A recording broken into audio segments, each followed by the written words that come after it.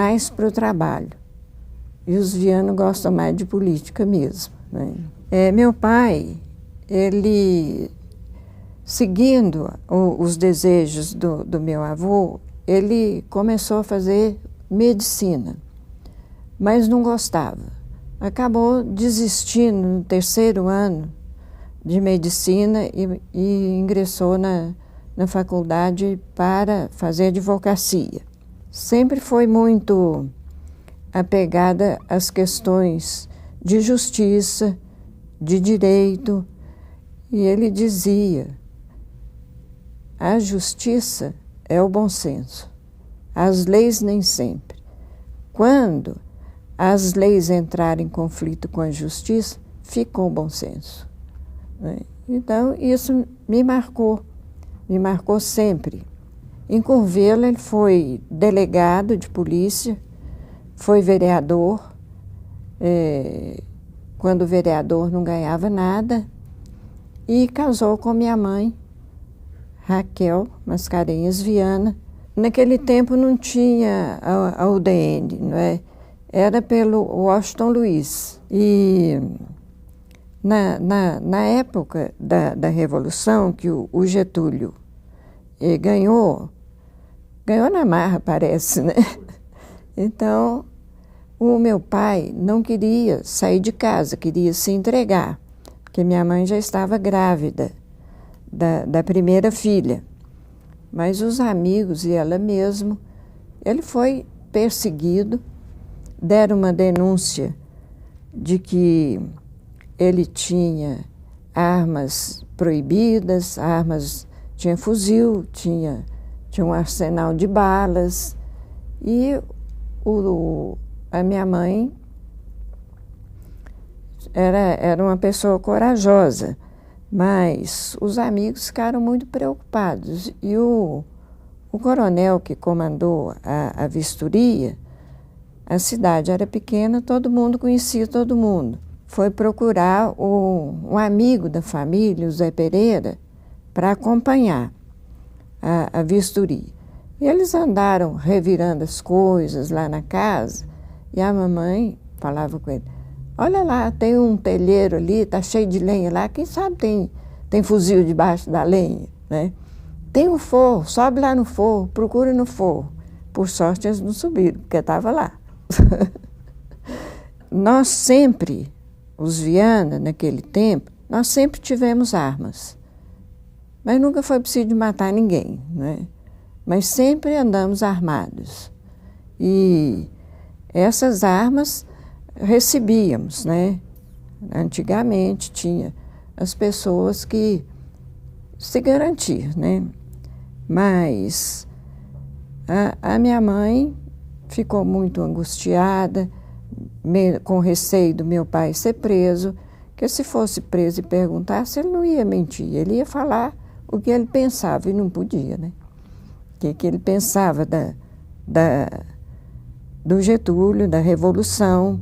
Esse escritório de advocacia que ele tinha em Curvelo era compartilhado por um primo dele, Álvaro Viana do Castelo, que, quando Washington Luiz foi eleito, levou como ministro da Justiça. E ficou o escritório só com o meu pai, em Curvelo. Ali ele trabalhou, foi advogado. Com o nascimento dos 5 filhos, né, e desiludido, tinha a fazenda do meu avô em Abaeté. E meu avô, ele foi político a vida inteira, e naquele tempo o político gastava muito dinheiro. Tinha as viagens que tinha que fazer, consulta, não podia cobrar, porque todo mundo era amigo, todo mundo era correligionário. Então, o meu avô queria vender a fazenda para ter mais tranquilidade, isso em 1940. Meu avô já devia estar com uns 80 e poucos anos. Então, minha mãe também gostava de fazenda, combinou com o irmão e compraram a Fazenda Palmeiras, que era conhecida depois a Fazenda do Doutor.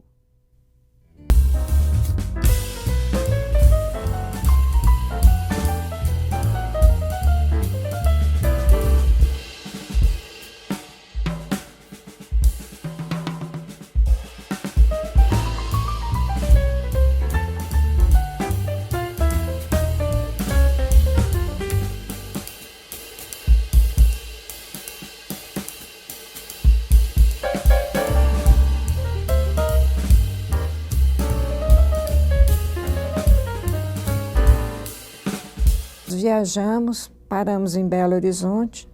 Meu pai tinha, na época, comprou um Fordinho, porque não havia estradas de Abaeté para a fazenda, estrada de carro de bois.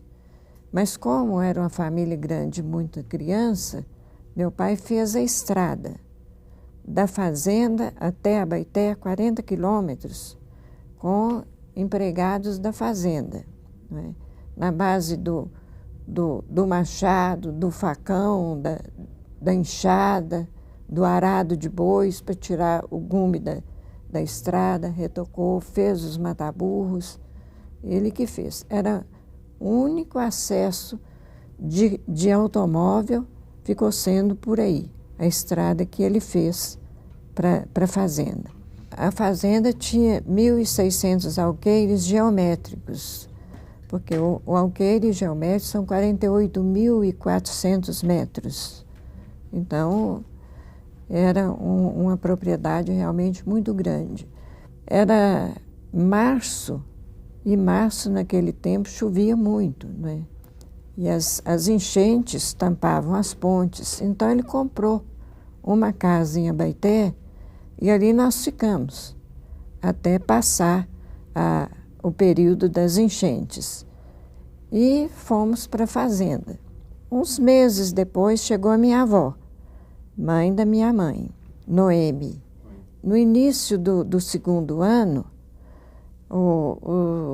meus pais contrataram uma professora, Galdina Campos, de uma família muito tradicional de Abaeté. E ela se dispôs a mudar para a fazenda e começou.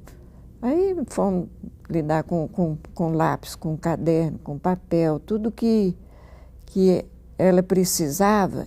Meu pai levou, e para os filhos dos vaqueiros, dos rendeiros, quem quisesse estudar, tinha um período de aula, todo mundo junto, né? E ela atendia a todos e conseguiu alfabetizar todos nós. Aprendemos a falar como os vaqueiros, né? E a minha avó muito preocupada, porque era uma pessoa muito culta, a minha mãe também, mas o meu pai dizia: calma, o Jeca não fala errado. Eles têm uma regra que eles obedecem, então nós vamos conversar. E explicando como que eles se dirigiam uns aos outros, o vocabulário deles era restrito, então eles usavam muito comparação. Comparavam pessoas com flores, com animais, e convivendo. Daí a pouco nós estávamos falando como eles, né? E a minha avó preocupada. Um dia eu cheguei correndo e falei: papai, tem uma vaca parida de novo, lá no pasto. A minha avó: que isso, minha filha? Que coisa horrível. O que você falou aí? Vaca parida, vovó.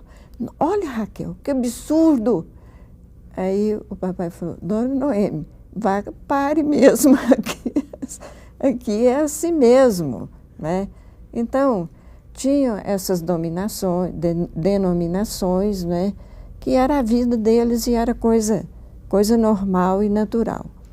Mas a vovó falou: olha, minha filha, lá no curral você fala como os vaqueiros, mas aqui dentro de casa, vamos conversar como nós sempre conversamos, né? Porque a gente recebia visitas de parentes, de amigos, né? Então, o receio era que a gente escandalizasse as pessoas, né? Mas nunca chegamos a isso, não.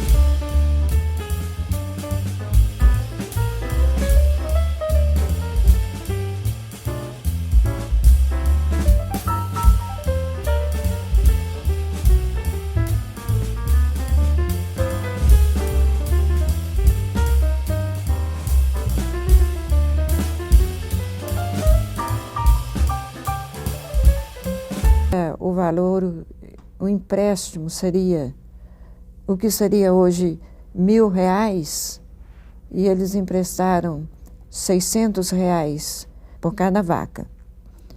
E isso foi feito a vistoria do gado, o gado é marcado, identificado, e foi financiado no Banco do Brasil aquele gado já adquirido e comprou mais outras reses.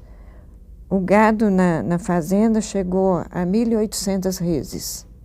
Tinha pasto nativo que dava para comportar esse gado pela distância, né? E o Banco do Brasil tinha que pagar as parcelas.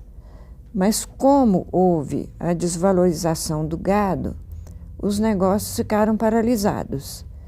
E o Banco do Brasil mandou averbar as crias e o resto do gado, os bois de carro, que na fazenda eram 60 bois de carro, a todos os bezerros desmamados e mamando, como reforço de penhor.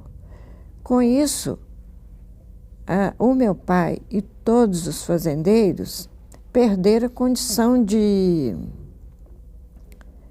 custear as despesas da fazenda, porque o banco ele emprestou o dinheiro para a aquisição do gado, não para custeio. E o gado sustentava a fazenda. Com isso, não foi possível amortizar todas as parcelas, e os pecuaristas, com muita esperança, né, levaram o Getúlio lá na exposição de Uberaba, que até hoje existe, que é muito importante, e tinha um touro lá, o Canadá. E era uma fortuna avaliado, o zebu daquela época era peso de ouro. Então perguntaram ao Getúlio quanto que ele achava que o Canadá valia. Ele, muito esperto, falou, ele vale quanto pesa. Os pecuaristas lá entenderam quanto pesa em dinheiro, né? Mas podia ser também no açougue, né? Então, ficou aquela dúvida, porque um touro desse, ele era avaliado assim, 500 mil, R$1 milhão, como tem essas vacas aí hoje, né? Os mais entusiastas, né, acreditaram. Os mais prudentes viram naquilo dali um alerta, porque eles já vinham pleiteando medidas de socorro que não andavam. Tinha a Associação Rural, que trabalhava muito. Os fazendeiros eram muito unidos nisso daí. Então, nesta época que nós saímos do colégio, meu pai já estava com um grupo de pecuaristas pleiteando a aplicação do reajustamento das dívidas dos cafeicultores de São Paulo, porque tiveram que queimar o café em São Paulo, né, pelo excesso de produção sem preço. E naqueles mesmos termos. E fizeram um memorial para o governo, aí acho que já era o Dutra, explicando que os fazendeiros não conseguiriam pagar as suas dívidas e tinham os avalistas que estavam sendo sacrificados. Propuseram simplesmente no início, meu pai, que transferisse a hipoteca do gado para as terras. Seria uma garantia muito melhor para o banco e liberaria o gado, porque era a venda do gado é que gerava dinheiro. Selecionava o gado que devia ser vendido, a reserva para o rebanho, as crias que iam separadas para recria, para gado de corte, aquelas novilhas que seriam as matrizes, e sobrava gado para vender. O gado velho tinha que ser vendido, porque o pasto era um pasto nativo, e esse gado mais velho não conseguia se alimentar direito. Era muito gado e não compensava você tratar com ração, nem existia uma ração específica naquela ocasião. Mas não quiseram atender. Veio, então, teve que vir a moratória. A hora que viu a situação, né, o governo concedeu a moratória, quer dizer, isso daí ninguém mais podia executar. Fazendeiros e seus avalistas. Parou, mas ficou muito tempo paralisado. E o meu pai insistindo no reajustamento. Quando saiu o reajustamento, muitos fazendeiros já tinham perdido as suas terras. Saiu a moratória, me parece que foi 47, 48, por aí. Mas não liberou o gado. O gado continuou garantindo o penhor. Então, até o início, até 42, 43, a agência do Banco do Brasil era em Pitangui. Depois é que passou para Dores. O mutuário, ele pagava todas as despesas do fiscal que ia à sua fazenda. Ia de carro, pagava tudo, né? Todas as despesas por conta do mutuário. E houve autorização para alguns fazendeiros vender parte do rebanho e ressarcir parcelas já vencidas que estavam esperando. Aí veio só em 51 o reajustamento das dívidas dos pecuaristas. Mas o fazendeiro, para requerer o reajustamento, ele tinha que ter o penhor, o rebanho completo. Já tinha desfalque do rebanho, porque o gado ficou 7, 8 anos na fazenda. As vacas velhas morreram, teve muito prejuízo. Naquele tempo, as invernadas era o capim provisório, mas era batida a foice, porque desmataram, plantaram o capim, mas o mato que brotava abafava o capim. Então, se você não mantivesse o pasto limpo, não tinha capim. O gado embraveceu, meu pai, então, mandou abrir as cercas que isolavam as matas, eram matas virgens, mas lá não tinha a erva que mata o gado, na nossa fazenda não tinha, que é uma erva que dá nas matas. Mas tinha pasto na mata.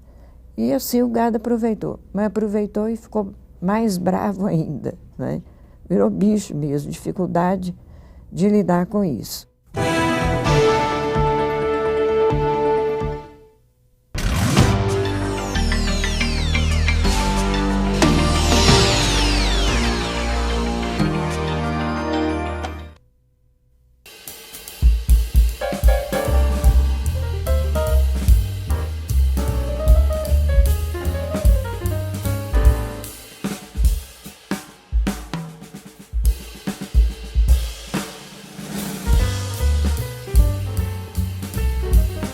Teófilo fez conhecimento com o pessoal do Banco do Brasil, financiou lavouras para nós, comprou trator, arrendou parte da fazenda do meu tio, plantou algodão, plantou milho, começou a plantar algodão com pequenos produtores rurais.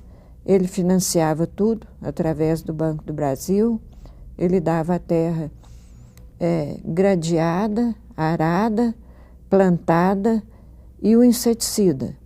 Eles faziam a capina e aplicavam o inseticida e a colheita e vendia para ele o algodão, o algodão bruto. Ele transportava esse algodão para a usina, beneficiava e vendia a pluma.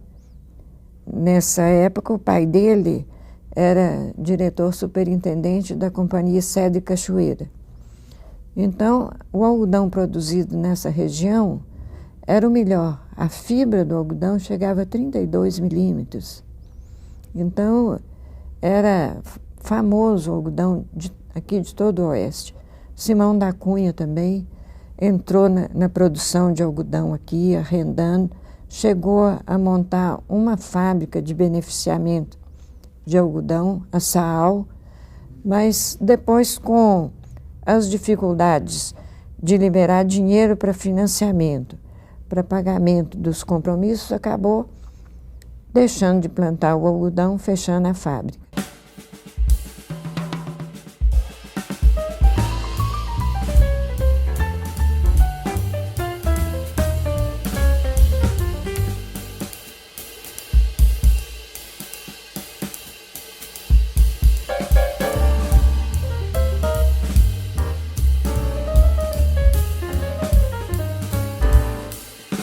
Que foi feito o levantamento da área que seria inundada, não é?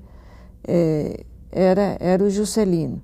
Vieram topógrafos, empregados para abrir as picadas, colocar os marcos, né, da cota que seria inundada, a cota de segurança, conversar com os fazendeiros que aquela parte seria desapropriada e inundada por Três Marias, né, pela represa de Três Marias. Mas esse serviço foi rápido na demarcação, depois sumiu todo mundo. E falaram com os fazendeiros que eles não podiam tirar a madeira, que tinha muita madeira de cerne, não podia tirar a madeira porque aquilo já entraram com o processo de expropriação daquelas terras, então aquilo já pertencia ao governo, depositaram em juízo um percentual do valor das terras e deve ter ficado paralisado isso aí por uns 3 anos. Deviam o que os fazendeiros diziam: nós precisamos de madeira, isso tudo vai ficar debaixo d'água. Por que não deixou o fazendeiro retirar essa madeira? Não é? Não. Fecharam a represa em cima disso tudo, né? Das matas e tudo, e o fazendeiro sem madeira até para despesa, porque é retoque de cerca, é madeira para travamento, tudo isso era sair das fazendas mesmo, né? E quando eles fecharam a represa, eles já tinham avisado: nós vamos desmatar. Enquanto tiver uma árvore em pé, não fecha a represa. E dificuldade de comunicação também, né, com o pessoal daquela região. Então, enquanto tem mata em pé, tem tempo de plantar e de colher. E quando eles avisaram que a represa, que as comportas tinham sido fechadas, eles esqueceram do povo. Ninguém avisou, ninguém falou nada. O Walter, meu cunhado, diz que quando a represa começou a subir, em dezembro, que eles acharam que era enchente. Mas era a água que já vinha refluindo, não é?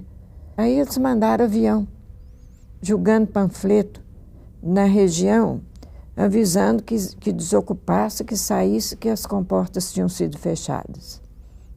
além de quase ninguém lá saber ler, choveu e os panfletos, né, se perderam. Teve gente que, a hora que desceu da cama, já desceu na água da represa. Morreu porco no chiqueiro, galinha não teve jeito de tirar do puleiro, gado, que bezerro novo foi sacrificado, só os cachorros que acompanharam as famílias, né? Foi uma coisa de louco. Saíram com a roupa do corpo. As roças por colher, dezembro estava tudo ainda na espiga, né? Perdeu um prejuízo enorme. Passava gente na nossa fazenda que ficava na ponta da represa, de madrugada, carro de boi, gente com frio, com fome. A gente recebia, dava um leite quente, acudia. E assim que saíram de lá, né, com prejuízo. A represa morreu dentro da nossa fazenda.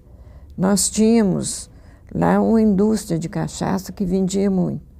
Tinha um alambique enorme que produzia 1.200 litros de cachaça de cada vez.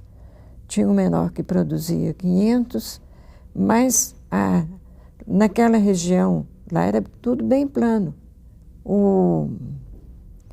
A represa refluiu a água, foi até na fornalha dos alambiques, inutilizou tudo. Foi perda total disso aí. Juscelino. Irresponsabilidade da maneira como tudo foi feito. Nós que conhecíamos a possibilidade, não é, de fazer um serviço correto, sem tanto prejuízo para todo mundo, nós ficamos realmente revoltados. Agora não é só a Juscelino, é todo o seu pessoal, quem assessorava, quem trabalhava com ele, não é? Ninguém se preocupava em fazer um serviço correto, preocupava em aparecer. Mas a indenização, nós perdemos mais de 200 alqueires geométricos de terra de cultura, de terra boa, as benfeitorias, os alambiques todos, a produção de cachaça interrompida, que era uma renda boa que dava, os pastos, esse gado, essa quantidade de gado que a fazenda comportava, porque no período das águas, as baixadas ficavam inundadas, mas o capim de várzea, ele é um capim alto, não submergia o capim. Então, na hora que a represa, a enchente passava e vinha a seca, o gado tinha um pasto verde e tinha a terra firme para ele chegar até o leito do córrego para poder beber água. Com isso aí, o capim de várzea morreu. Morreu e a hora que recuou a água da represa, criou um lamaçal ao longo de todo o percurso dos riachos, dos ribeirões. Matou o capim, que garantia a ração da seca do gado. E para beber água, esse gado atolava até o joelho. Não tinha como chegar lá. Nessa época, minha mãe já tinha vendido, e meu tio, a sede da fazenda. Vendeu para um irmão dela. Ficou a nossa fazenda, que tinha 1.400 hectares. E era uma fazenda completamente diferente, estava do lado de cá da enchente, era fácil para a gente continuar lá. Mas tendo já saído a família, nós estávamos mesmo pensando em vender e voltar para Belo Horizonte. Nós vendemos tudo que tinha e viemos aqui para Belo Horizonte. Os meninos já estavam em idade de fazer curso ginasial, né? E ficamos por aqui.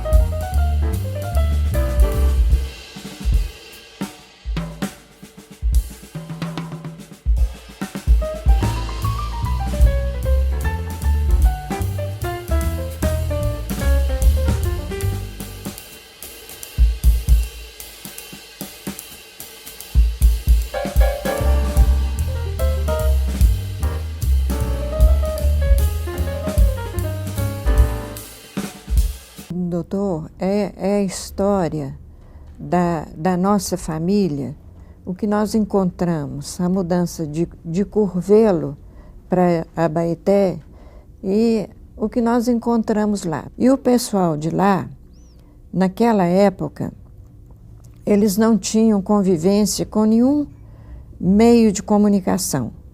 A estrada de carro foi meu pai que fez. Lá eles só compravam o sal. Eles não usavam querosene, eram aquelas candeias que eles usavam nas casas deles, era o azeite de mamona que eles usavam. A roupa, eles colhiam, plantavam o algodão crioulo, colhiam o algodão e cardava, descaroçava, cardava, fiava, faziam suas roupas. As tintas que eles usavam eram de plantas. Tinham um barro Tabatinga, que dava uma tinta preta. No manipular, tinha o anil, que dava a tinta azul, de diversas cores. Tinha um algodão que já era marrom, já dava o capô. Hoje eles têm algodão de várias cores, né? Era o algodão ganga, que era um marrom claro. Então, eles se viravam com isso daí. A roupa era tecida com fio bem fino, era calça, era camisa, era tudo lá. Sapato eles faziam, era de couro mais grosso, de boi, tipo sandália havaiana, de enfiar o dedo assim, né? As mulheres, crianças, não usavam sapato. E tinham o café que eles plantavam, eles mesmos colhiam, eles mesmos despolpavam. Só para despesa era pequena coisa, né? E o arroz era pilado no pilão, o feijão, o milho, eles faziam bolos, não tinha farinha de trigo, era o fubá que vinha do milho, fubá de engenho, ou de moinho de água. A linguagem deles naquela época era pura, não tinha nada deturpado. E o meu pai explicava para a gente. Quando a professora chegou lá, então meu pai falava grojeta. Eu falei grujeta, ela me corrigiu. Não é grujeta, é gorjeta. Eu falei com meu pai, falei assim, os dois estão certos. Os antigos falavam grujeta, eu falo grujeta. Mas atende a sua professora. E então, tudo muito, muito puro. E eu fiz, com a ajuda de meus pais, e depois por conta própria, lembrando dos termos usados, o Zé Charles me deu de presente um dicionário Caldas Aulete. E aí eu encontrei muita coisa que eles falavam e a explicação. E o Brasil tem o privilégio de falar a mesma linguagem do sul ao nordeste, aqui de Minas, até na ilha de Marajó. São as mesmas palavras. Alguma que me chamou a atenção é infloridece. O Jeca fala que em setembro os pau infloridece, quer dizer, dá flor. No Nordeste eu vi uma quadrinha. Um buzeiro, e em agosto ele refoia. Em setembro, infloridece. Quem quiser um bu doce, dá semente para a jiboia. Quer dizer, infloridece está lá no Nordeste, né? A ligeira, que é uma corda, que o gado era bravo demais, depois que curava, vacinava, jogava no chão com jeito para não machucar, passava uma corda dentro da laçada do pescoço do boi, amarrava no esteio, tirava a peia e corria todo mundo, porque já levantava pegando todo mundo. E segurando ali, desmanchava a laçada e soltava. Então, lá na ilha de Marajó, ligeira é a mesma coisa. Né? E tinha lá na casa da minha tia Alda, Alice, que era do tempo mesmo dos escravos. E menino levado para ela chamava Cafuçu. Cafuçu está lá no Caldas Aulete. É o capeta em dialeto africano. Né? A Dina, que era lá da fazenda, trabalhou para minha avó, que era descendente da dona Joaquina do Pompéu, ela chamava Caçarola de Palangana. Palangana está lá no Caldas Aulete, vasilha de cobre da região do Minho, em Portugal. Depois que nós vendemos a fazenda, aqui em Belo Horizonte, né, o Zé Teófilo viu que eu estava muito ansiosa ainda. Por que você não escreve a história da fazenda? Né? Euclides Andrade, né? Ele que me ensinou a escrever. Ele era vice-presidente da Academia Municipalista e Alfredo Marques Viana de Góes, presidente da Academia Municipalista. E Euclides comentou com o Alfredo sobre o livro que eu estava escrevendo. Aí ele também não largou mais do meu pé, né? Tive que acabar logo e tinha um concurso na imprensa oficial para avaliar mérito literário das obras apresentadas. Foi 71. Então, eu levei, mas datilografado, foram três volumes enormes, né? Porque máquina eu levei um, Euclides levou outro, né? E era diretor o Paulo Campos Guimarães, que também teve vida na fazenda, né? Eu cheguei lá com a cara e a coragem só, né? Porque falei com o Paulo, ele ficou meio descrente, ele viu tanto volume, né? Falou, ó, quem vai decidir é a comissão julgadora. Eu falei, tá ótimo. Era o relator Odair de Oliveira, Aires da Mata Machado Filho, Laís Correia de Araújo, Emílio Moura e Murilo Rubião. O Paulo Campos me ligou, né? Falou, vem cá que tem uma notícia boa para você. Aí eu chamei Euclides, né, para ir comigo. Ele ficou numa satisfação enorme, né? E o Zé Teófilo era muito escrupuloso. Os livros publicados lá eram livros assim de 150, 250 páginas, né? Um livro desse tamanho, ele se propôs a pagar uma parte do papel, e então ele deu um pouco de dinheiro. Mas eu tive direito à publicação gratuita mesmo. O caipira é usado quase assim que no sentido pejorativo, né? A ideia minha era justamente isso. O Jeca, ele é uma pessoa que merece respeito, ele não se deixa enganar, ele usa uma linguagem muito rica, né? Era linguagem sempre. Agora já deve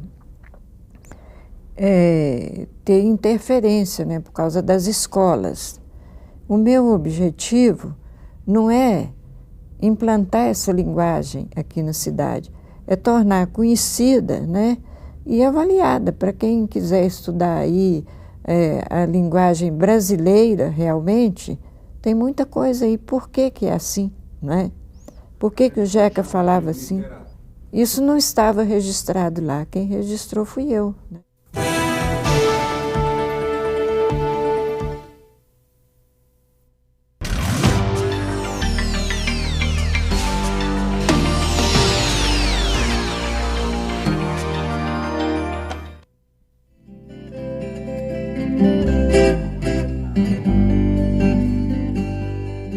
Tinha a festa de Reis, né, que começava em dezembro, né, eram os músicos, né, violeiro, cavaquinho, sanfona,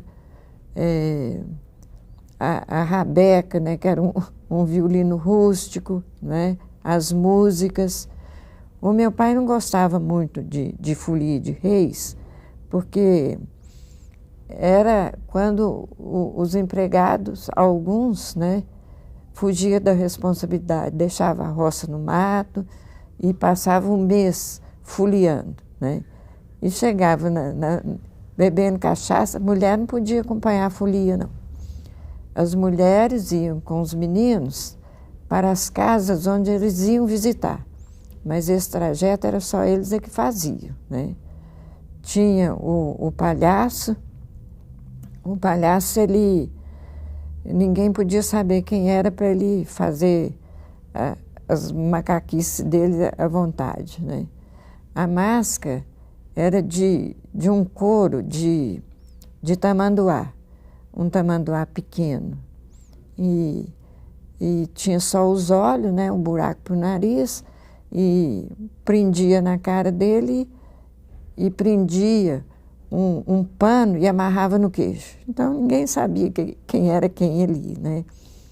E era um macacão franzido no pescoço, de um pano colorido, franzido aqui, e a calça também era franzida na cintura, e ele tinha um bastão que tinha umas rodelinhas de lata pregado com prego que fazia barulho.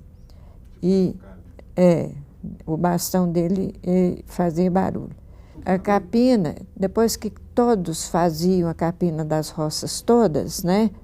Aí eles serviam uma canjica, serviam uma galinha, eles cantavam, eram os pagodes, né? Depois que todos capinavam as roças de todo mundo, né? Isso aí era no período das chuvas, né? Que é o período que o mato crescia, né? A hora que a roça já estava maior, a roça de milho, então seria março, abril. E tinha o mutirão também das mulheres, que era para descaroçar, cardar e fiar a linha, né, para tecer os panos deles lá. Aí juntava nas fazendas, lá em casa não. Eles tinham não tinha muita assim, intimidade de juntar todo mundo lá na nossa fazenda, né? Mas tinha liberdade de conversar, de levar os problemas para a gente, mas de juntar muita gente assim, não tinha não. Só o Natal que a gente fazia na fazenda, né? Que todo mundo ia, não só os que moravam na fazenda, mas os vizinhos também, os empregados, os vizinhos, né? Montava uma árvore de Natal, cobria ou com galho, tinha um cipreste lá no jardim, ou enrolava o papel crepom repicado. E a minha mãe, desde novembro, né, minha avó chegava, já levava o papel crepom. Durante muito tempo a gente recortava aquela revista, o Cruzeiro, as garotas do Alceu, né? Recortava as figuras, pregava nesse saquinho, enchia de bala para os meninos, né? E tinha... ia todo mundo mesmo, sempre. A mamãe rezava sempre com eles e tinha as festas de São João, que era também... tinha o pau de sebo, né?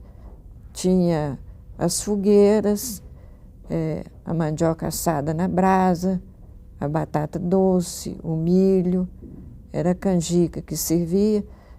Quentão não, porque papai não gostava de bebida lá na fazenda, né? Algum vinho e o pau de sebo era preparado, tinha que buscar lá nas pindaíbas, onde tinha um tipo de pindaíba que era um tronco grosso e muito, muito, muito comprido. Então, eu tinha que tirar essa madeira, descascar, porque ela tinha uma casca grossa, ainda lixava e fincava de cabeça para baixo, né? E tinha que comprar sebo de boi, derreter, untar, por isso é que é pau de sebo. Ainda era untado com sebo e ali na ponta punha um presente, né? Nós sempre punha um dinheiro, né? Que é o que eles gostavam mesmo, era dinheiro. E levantava esse esse mastro. E os meninos, para tentar, as mães mandavam os pequenos cansar primeiro para deixar os mais espertos para depois, né? Os meninos jogavam poeira neles, né? Para poder tirar o sebo. Subia, eles ajudavam e tudo, aí descia e limpava um bocado do sebo. Até que ficasse pronto para os outros subir, a meninada miúda sujava todo, né? Era um povo, como diz o Paulo, que vivia desprevenidamente, né? Sem muita preocupação com o que pudesse acontecer. As gerações, eles viviam assim, dentro da simplicidade, sem nenhuma calamidade, sem ninguém mandar ninguém embora, né? Perda de emprego. Essa gente trabalhava sem reclamar o ano inteiro, o tempo todo. E o que o meu pai sempre observava, o bom caráter desse pessoal, o valor da família, não é?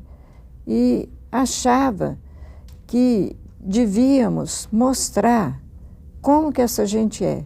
É inteligente, não é?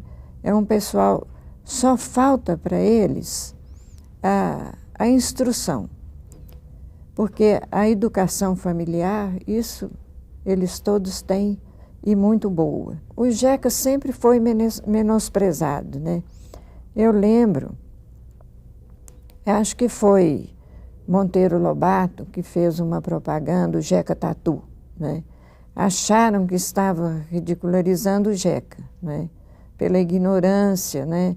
Para andar descalço, né? Que vivia cheio de verme, né? Ele foi combatido por isso. Talvez ele não tenha captado o lado bom do Jeca. Ele pode ser ignorante. Como eles mesmos dizem, a ignorância tem jeito, a burrice que não tem.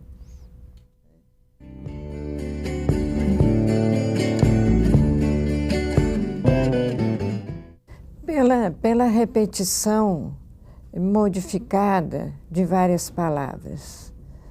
Por exemplo, rapaz, rapaz, capataz, capataz, faz. Agora, a diferença de luz para Luiz é na pronúncia. Luz é luz e Luiz é Luiz, como se fosse um i dobrado. Fio de linha, de cabelo é fio, e filho é fio, é a pronúncia, né? Agora, eles sempre acrescentam um E ao R final de substantivos. Doutor, doutore, flor, fulore, não é só substantivo. Verbo. Favor, favore, cantor, cantore. Isso invariavelmente. Até as palavras que eles aprenderam depois. Trator, tratore. Vitor, por exemplo, Vitor, eles fazem uma modificação diferente. Vitor termina OR. Então, eles falam Vitore. Vitore. Não é Vitor, é Vitore. Os diminutivos, eles tiram o NH. Passarinho, passarinho, raminho, raminho, periquitinho, priquitinho, bezerrinho, esquilitinho. Todos os diminutivos masculinos, eles falam desse jeito, todos desse jeito, né? Cortam o D. Eu falei consigo, sou analfabeto, né? Eu acho que é isso aí. Corta o D no verbo no gerúndio. Falando, cantando, passeando, falando, corta o D, né? Invariavelmente é assim. Cortam o R final de colher, colher. O E, quando seguido de inicial, seguido de S ou de Z, substitui pelo I. Estrada, estrada, espeto, espeto, espadilha, espadia, estrela, estreito. Isso é invariável, sempre fazem isso. Pela repetição, chama a atenção da gente. Então, estas regras, qualquer pessoa que tem um pouco de paciência vai falar, quase como o sertanejo, se obedecer isso aí, né? Cambalhota, né? Eles trocam LH, é cambota, né? Na cidade, eles vão tirando pedaços, né? O cão, enquanto late, não morde. Porque depois que para de latir, ele morde, não é? Então, e a minha mãe também, ela é como se fosse uma pesquisa, assim, de descobrir coisas. Então, ela dizia, quem não tem cão, caça com gato. Gato não caça para ninguém. Quem não tem cão, caça como gato. É vigiando e negaciando, né? Essas mudanças assim, né?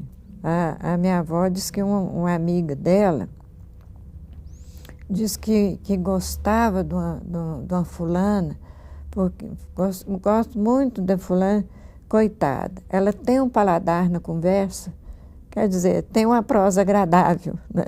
Tem um paladar na conversa.